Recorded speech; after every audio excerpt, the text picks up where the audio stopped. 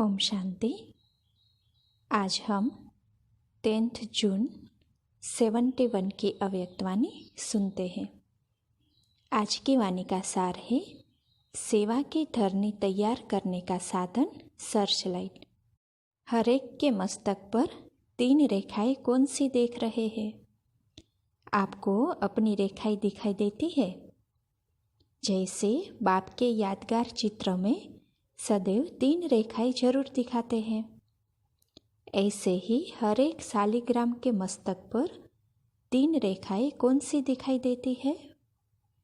मस्तक को कब दर्पण में देखा है? कौन से दर्पण में देखा है? हर एक के मस्तक पर एक रेखा व निशानी विजय की निशानी है। शक्ति योग के चित्र में भी त्रिशूल दिखाते हैं, तो हर एक के मस्तक में यह विजय की निशानी त्रिशूल है। त्रिशूल के ऊपर दूसरी रेखा व निशानी है बिंदी। तीसरी रेखा फिर है त्रिशूल के नीचे जो लंबी लाइन होती है, वह निशानी है लाइन क्लियर और केयरफुल की। केयरफुल भी और क्लियर भी, मार्ग के बीच में कोई भी रुकावट न आए। तो तीसरी निशानी है सीधा मार्ग पर एक रस हो चलने वाले। तीनों ही रेखाएं व निशानियां हर एक के मस्तक पर देख रहे हैं। रेखाएं सभी की होती है, लेकिन कोई की स्पष्ट होती है, कोई की स्पष्ट नहीं होती है। तो आपने अपनी लकीरें देखी?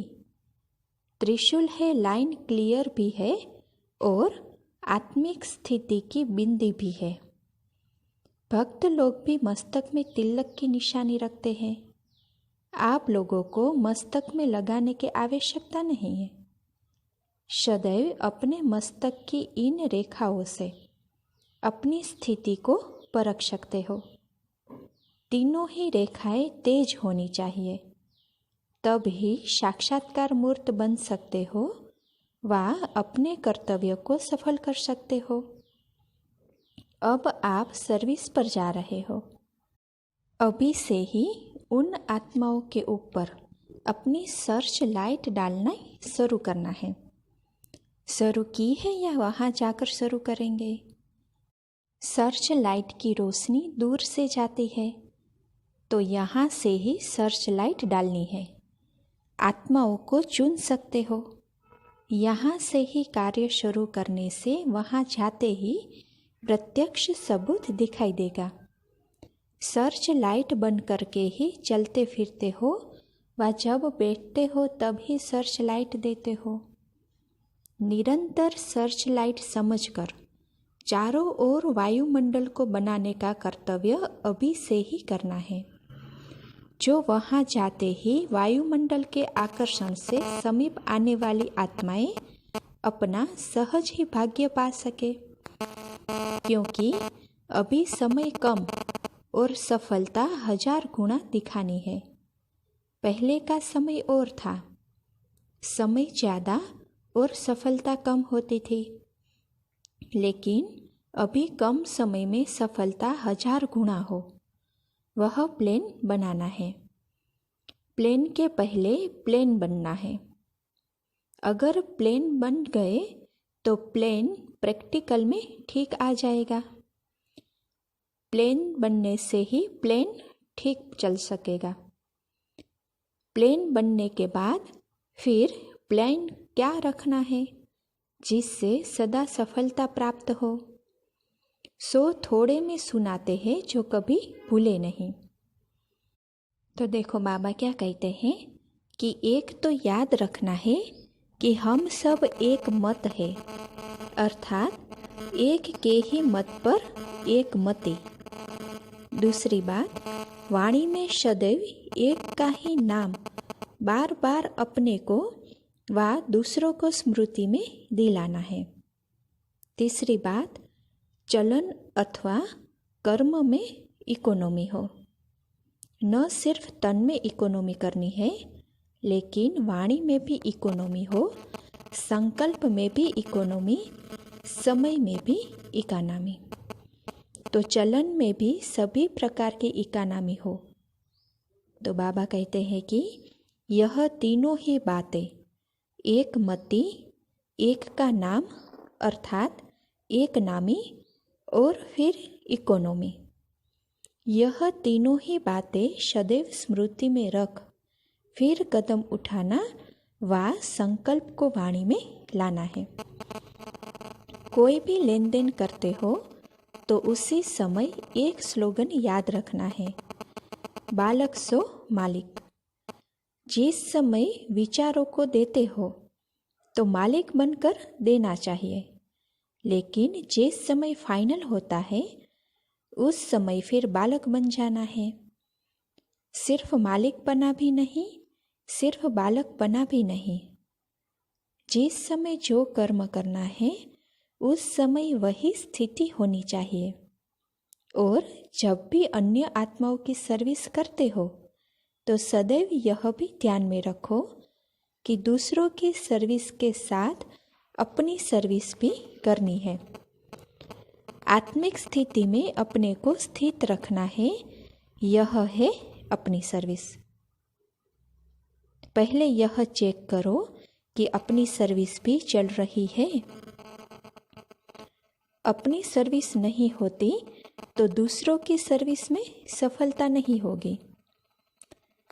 देखो तो बाबा कहते हैं कि इसलिए जैसे दूसरों को सुनाते हो ना कि बाप की याद अर्थात अपनी याद व अपनी याद अर्थात बाप की याद, इस रीति से दूसरों की सर्विस अर्थात अपनी सर्विस यह भी स्मृति में रखना है। जब कोई भी सर्विस पर जाते हैं तो सदैव ऐसे समझो कि सर्विस के साथ साथ अपने भी पुराने संस्कारों का अंतिम संस्कार करते हैं। जितना संस्कारों का संस्कार करेंगे उतना ही सत्कार मिलेगा। सभी आत्माएं आपके सामने मन से नमस्कार करेगी। एक होता है हाथों से नमस्कार करना, दूसरा होता है मन से। मन ही मन में गुण गाते रहे। जैसे भक्ति भी एक तो बाहर की होती है, दूसरी होती है मानसिक। तो बाहर से नमस्कार करना यह कोई बड़ी बात नहीं है, लेकिन मन से नमस्कार करेंगे, गुण गाएंगे बाप के कि इन्हों को बनाने वाला कौन। दूसरा, जो उन्हों के अपने दृढ़ विचार है उनको भी आपके सुनाए हुए श्रेष्ठ विचारों के आगे झुका देंगे। तो नमस्कार हुआ ना। मन से नमस्कार करें, यह पुरुषार्थ करना है। बाहर के भक्त नहीं बनाना है, लेकिन मानसिक नमस्कार करने वाले बनाने हैं। वही भक्त बदलकर ज्ञानी बन जाए। जितना जितना बुद्धि को सदैव स्वच्छ अर्थात एक की याद में अर्पण करेंगे उतना ही स्वयं दर्पण बन जाएंगे।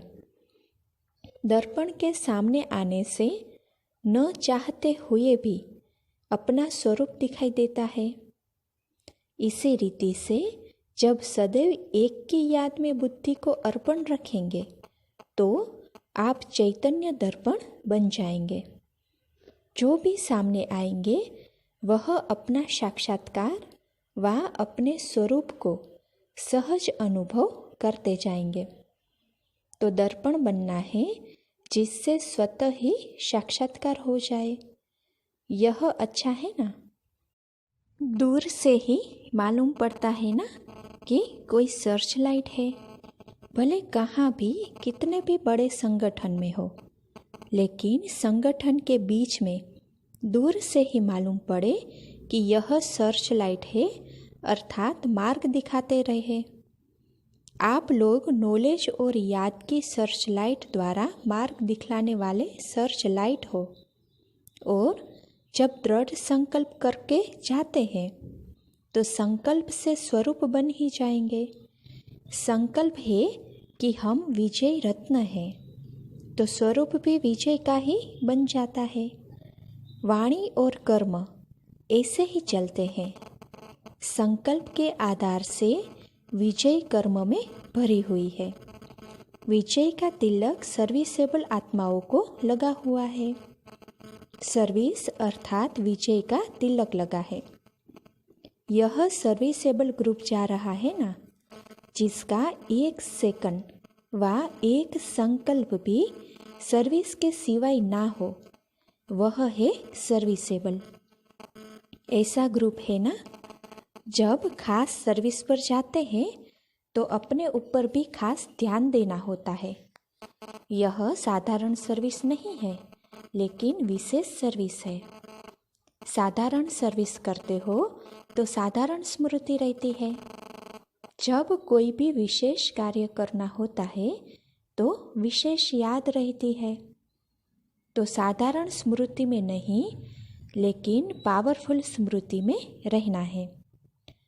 सदैव पावरफुल स्मृति में रहने से वायुमंडल पावरफुल रहेगा। पावरफुल वायुमंडल होने के कारण कोई भी आत्मा इस वायुमंडल से निकल नहीं पाएगी, तब ही सर्विस की सफलता होगी। सदैव 1-2 के विचारों को सत्कार देकर स्वीकार करना है, तो फिर मानसिक नमस्कार सहज करेंगे। सदैव हाँ जी का पाठ पक्का करना है। जितना हाँ जी करेंगे, उतना ही सभी जय जयकार करेंगे। आप अपने शक्ति स्वरूप की व पांडव स्वरूप की प्रत्यक्षता के लिए जा रहे हो ना। अश्व चक्र लगाकर आत्माओं को यज्ञ में स्वाहा कराने के लिए जा रहे हैं। स्वयं तो स्वाहा हो ही चुके हैं। एकदम प्लेन बनना है।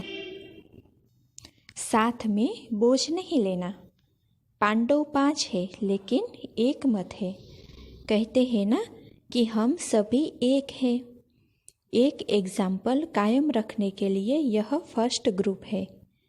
स्मृति स्वरूप की 1-2 को हर समय स्मृति दिलाने से एक मत हो जाएंगे। 5 पांडवों की एक मत की विशेषता भी है और हरेक की अपनी अपनी विशेषता भी है। हरेक की अपनी विशेषता कौन सी है? जैसे 4 मस्केटियर्स यानी कि 4 बंदूकधारी फौजी। तो जैसे 4 मस्केटियर्स का सुनाते हैं ना, तो 1-2 में मिलजुल कर हर कार्य को सफल बनाना है। हर एक अपने ऊपर विशेष एक ड्यूटी ले। हर एक अपने विशेष कार्य की जिम्मेवारी सुनाओ। संगठन में होते हुए भी अपनी विशेषता का सहयोग देने से सहज हो जाता है। एक एक पांडव क्या विशेषता दिखाएंगे? आत्मा के नाते तो सभी पांडव हो और शक्तियाँ भी हो। अपनी विशेषता का मालूम है? अपना उमंग उत्साह और एकरस अवस्था सदैव रहे। कितना भी कोई किन बातों द्वारा आप लोगों को हराने की कोशिश करे, लेकिन जब प्रैक्टिकल अनुभवी मूर्त होकर के उनको आत्मिक दृष्टि और पावरफुल स्थिति में स्थित होकर 2 शब्द भी पावरफुल बोलेंगे तो वह अपने को कागज का शेर समझेंगे। जैसे देवियों का दिखाते हैं ना कि सामने असुर विकराल रूप से सामना करने आते हैं, लेकिन उन्हों के आगे जैसे बिल्कुल पशु अर्थात बेसमझ बन जाते हैं।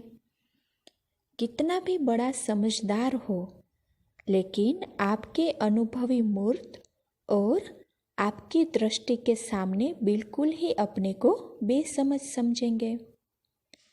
भले आपके सामने कितना भी रूप धारण करने की कोशिश करे। शक्तियों के पांव के नीचे सदैव भैंस दिखाते हैं। क्यों? तो देखो, बाबा कहते हैं कि कितना भी कोई अपने को सेंसिबल नॉलेजफुल समझे, लेकिन भैंस बिल्कुल बेसमझ होती है ना। बनकर एक रूप आए और बन जाए दूसरा रूप। शक्तियों का यादगार दिखाते हैं ना।